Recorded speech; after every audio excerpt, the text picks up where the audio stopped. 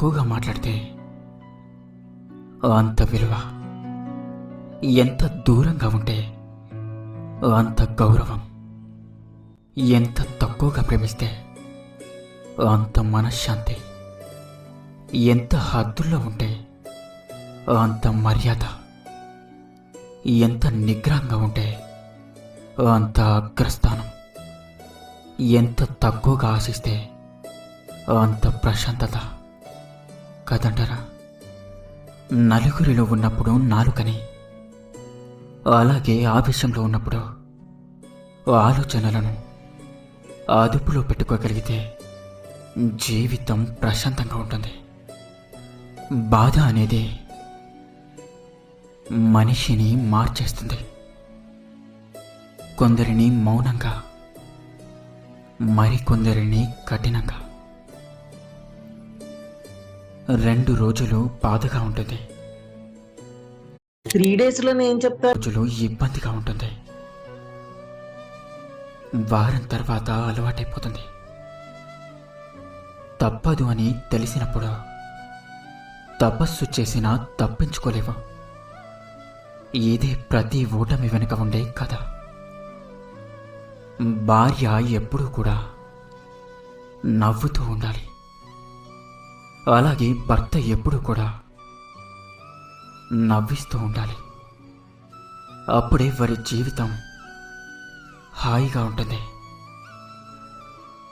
సంకల్ప బలం ఉండాలే కానీ పరిస్థితులు ఎలా ఉన్నా సరే నీ యొక్క ఎదుగుదలను ఎవ్వరూ కూడా ఆపలేరు. నీకు కష్టాలు వచ్చినప్పుడు నాకే ఎందుకు ఇలా అవుతుంది అని కాలాన్ని నిందించకు.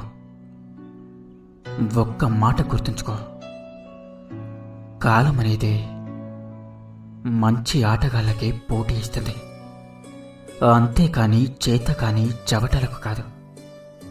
ఆడిచూడు, గెలుపు ఎంత గొప్పగా ఉంటుందో తెలుస్తుంది.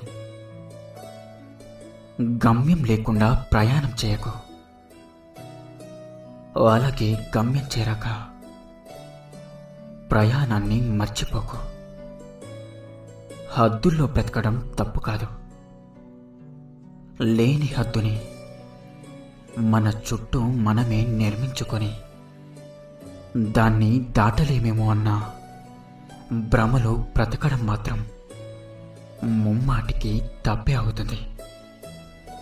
ఇతరుల కష్టాలను తీర్చే స్తోమత నీకు లేకున్నా ఇతరులకు ధైర్యం చెప్పే మనసు ఉంటే చాలు. కష్టాల్లో ఉన్న ప్రతి ఒక్కరికి నువ్వే భగవంతుడివవుతావు. జీవితం అలాగే కాలం, ఈ 2 కూడా ప్రపంచంలోనే గొప్ప గురువులు. కాలాన్ని ఎలా ఉపయోగించుకోవాలి అన్నది జీవితం నేర్పిస్తుంది. జీవితం ఎంత విలువైనదో కాలం తెలియజేస్తుంది. నీ చుట్టూ ఉన్న మనుషులు అవసరం ఉన్నప్పుడే పలకరిస్తున్నారని ఎవరి గురించి నువ్వు బాధపడకు.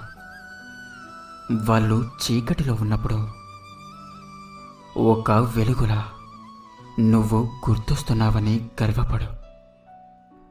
ధైర్యం అంటే ఎవరో నీకు తోడు ఉన్నారని చెప్పడం కాదు, ఎవ్వరూ లేకున్నా నాకు నేనే ఉన్నానని నీకు నువ్వు చెప్పుకోవడమే అసలైన ధైర్యం. వయసులో ఉన్నప్పుడు కష్టపడడానికి సిగ్గుపడితే వయసు దాటాక అందరి ముందు బ్రతకడానికి సిగ్గుపడాల్సి వస్తుంది. గుర్తుంచుకోండి, అందానికి అభిమానులు ఎక్కువ, అధికారానికి గులాంగిరి ఎక్కువ, పదవికి భజనలు ఎక్కువ,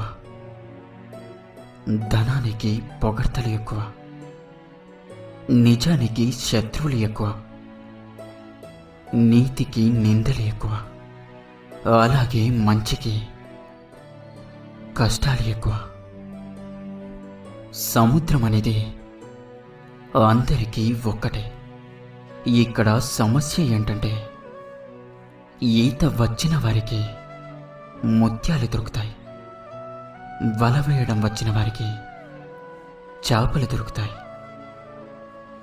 నిలబడి చూసేవారికి కాళ్ళు మాత్రమే తడుస్తాయి. జీవితం కూడా అంతే, అందరికీ ఒకేలా ఉంటుంది. మన ప్రయత్న బలం ఎంత ఉంటే జీవితంలో అంత దక్కుతుంది. అర్థమైందనుకుంటా. బంధం అనేది ఎప్పటికీ కూడా భరించలేనంత భారమైనది కాదు, అలాగే విడిపోయేంత విలువలేనిది కాదు. భరిస్తే బలమవుతుంది.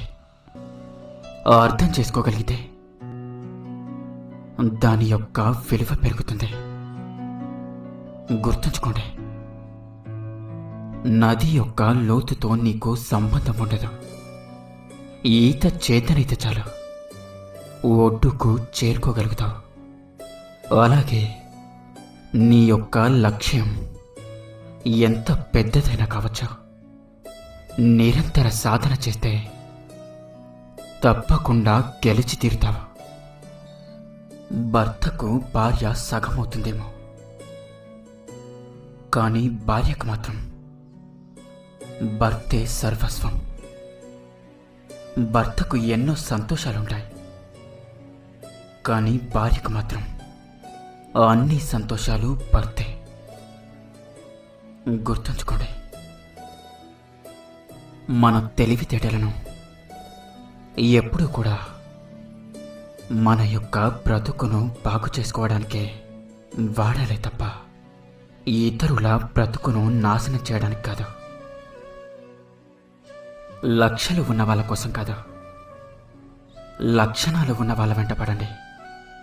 లక్షలు పోతే సంపాదించుకోవచ్చు, కానీ లక్షణాలు ఉన్న వాళ్ళను కోల్పోతే తిరిగి సంపాదించుకోవడం చాలా కష్టం. జీవితంలో అనుకోకుండా పరిచయమైన వాళ్ళతో విడదీయలేని బంధం ఏర్పడుతుంది. ఆ బంధం ఎలా ఉంటుంది అంటే కలిసి ఉండటానికి వీలు కాదు, అలాగే విడిపోవడానికి మనసు రాదు కాదంటారా? చివరి వరకు పోరాడగలను అనే నమ్మకం ఉంటేనే ఎలాంటి పరిస్థితుల మధ్య అయినా విజయాన్ని సాధించగలుగుతావు. ఈ సృష్టిలో చివరి వరకు తోడుగా ఉండేదే కేవలం భార్యాభర్తల బంధమే. ఎవరి కోసమో ఎవరి వల్లను మీ తోడును దూరం చేసుకోకండి. నువ్వు అనుకున్నది అనుకున్నట్లు జరిగితే ఇన్ని జంజాటాలెందుకు? జీవితంలో ఈ ఉరుకులు పరుగులు ఎందుకు? ప్రతిదీ కూడా మనం ప్రయత్నించి సాధించుకోవాల్సిందే. పట్టుకునే బట్ట నుంచే కాలే కట్టే వరకు అన్నీ కూడా సాధించుకోవాల్సిందే. బాగా బ్రతికితే మరణించాక నీ శవాన్ని మోసే ఆ నలుగురిని సాధించుకోగలవు. గొప్పగా బ్రతికితే నలుగురిలో గౌరవాన్ని సాధించుకోగలవు. నలుగురికి దానం చేయగలిగితే మంచి కర్మలు సాధించగలుగుతావు.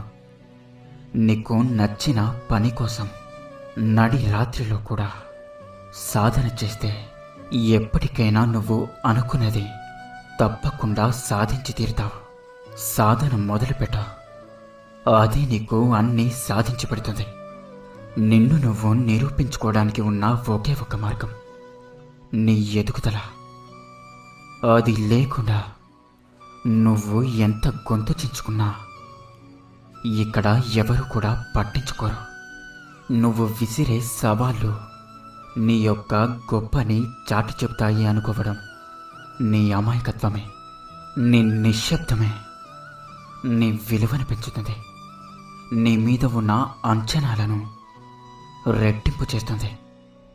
గొంతు చించుకున్నంత మాత్రాన గౌరవం దక్కదు, అలాగే నీ హోదా పెరగదు. ఎదగాలి. నిన్ను అప్పటి వరకు చూసినవారు ఆశ్చర్యపడేలా ఎదగాలి. అప్పుడు ఆ సమయంలో పుడుతుంది అసలైన శబ్దం. అదే నీ యొక్క విజయ నినాదం. గుర్తుంచుకోండి, ఏది ఏమైతేనేం ముందడుగు మాత్రం తప్పదు కదా. అందుకే ఎక్కువగా ఆలోచించుకో. ఆచరణను అలవాటు చేసుకో. కాలంతో పాటు ప్రయాణించడం నేర్చుకో. నిరంతరం నరాలు తెగే ఉత్కంఠ జీవితం ఇది. నిశితంగా గమనించడం మొదలు పెడితే ప్రతి చిన్న విషయం కూడా మనల్ని భూతమై భయపెడుతుంది. వచ్చే మంచైనా అలాగే చెడైనా రాక మాత్రం మానదు. ఎందుకని నిరాశపడుతున్నావు? రాబోయే రోజు వేగంగా మనల్ని తప్పకుండా తాకుతుంది. ఇక్కడ మంచైనా చెడైనా మిన్నగా మారక మానదు. ఇప్పుడున్న ప్రతి గడియ కూడా మనల్ని వదిలి వెళ్ళిపోతుంది, గతంగా మారిపోతుంది. ప్రతీకారాలకి ఏ ఖర్చు కూడా పెట్టనక్కర్లేదు. కానీ దానివల్ల కోల్పోయే ప్రతిదీ కూడా వెలకట్టలేనిదని గమనించండి. ఒకరి అంతం అలాగే నాశనం ఎప్పుడూ కూడా నీ యొక్క జీవిత లక్ష్యం కాకూడదు. ఎందుకంటే అది దేనికి పనికిరాని ఒక వృధా ప్రయాస. కక్షతో నువ్వు సాధించేది నిద్రలేని రాత్రులు మాత్రమే. అసూయతో నువ్వు సంపాదించుకునేది శూన్యం మాత్రమే. నీ యొక్క సమయం మొత్తం వీటితోనే గడిచిపోతూ ఉంటుంది. నీ జీవితంలో చివరి మజిలీ చేరేసరికి శూన్యం తప్ప సాధించేది ఏది ఉండదు. చావనేది దేనికి కూడా పరిష్కారం కాదు. ఏదైనా సరే బ్రతికి సాధించాలి. మనల్ని బరువు అనుకున్నవారు నోటి మీద వేలు వేసుకునేలా బ్రతికి చూపించాలి. నువ్వు పోతే జీవితాంతం ఇక్కడ ఎవరు కూడా గుర్తుపెట్టుకొని ఉండరు. ప్రతి ఒక్కరిదే ఉరుకుల పరుగుల జీవితం.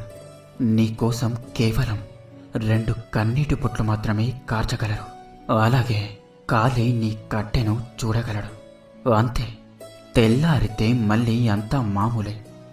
ఎవరికి ఉండవు ఇబ్బందులు, ఎవరికి లేవు తలపోట్లు. బ్రతకాలి. బరువైనా బాధలున్నా ఎన్ని పరీక్షలు ఎదురవుతున్నా జాగ్రత్తగా ఉండండి. అలాగే ధైర్యంగా ఉండండి. ఇక నాతో పాటు ప్రేమతో ధ్యానించండి. రాధాకృష్ణ. ఇందులో ఉన్న ప్రతి సూక్తిలో లీనమవ్వండి. ప్రతి పదాన్ని అర్థం చేసుకోండి. అలాగే ప్రతి అర్థాన్ని జీర్ణం చేసుకోండి. మీ జీవితంలో కొత్త మార్పుని చేర్చుకోండి. పాత గాయాలను మాన్పుకోండి.